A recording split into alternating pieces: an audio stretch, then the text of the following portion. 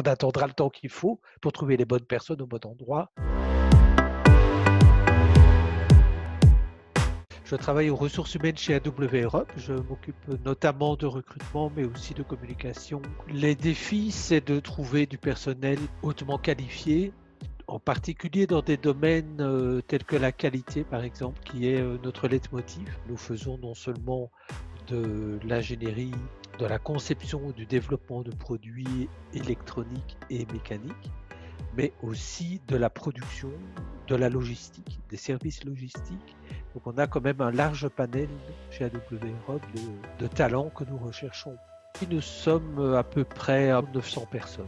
Et les consultants travaillent surtout, ce sont surtout des ingénieurs essentiellement.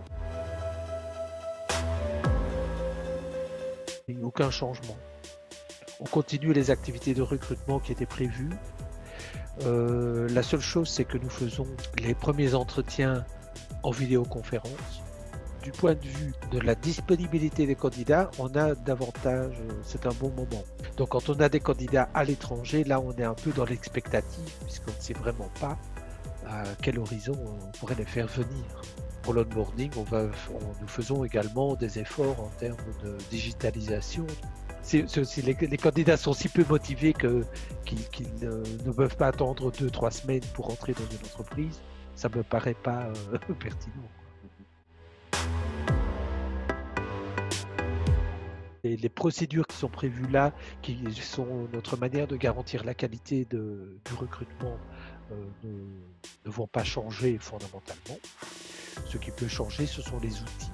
Même si le télétravail était déjà pratiqué chez AW Europe depuis longtemps, c'est pas la même chose d'avoir un système qui fonctionne bien pour une petite quantité de personnes qui travaillent occasionnellement en télétravail, et puis de se retrouver avec une population, 90% de la population qui télétravaille évidemment. Ce confinement obligé nous permet de nous rendre compte aussi d'apprécier justement l'importance des contacts informels dans le travail et de la présence physique aussi dans certains cas.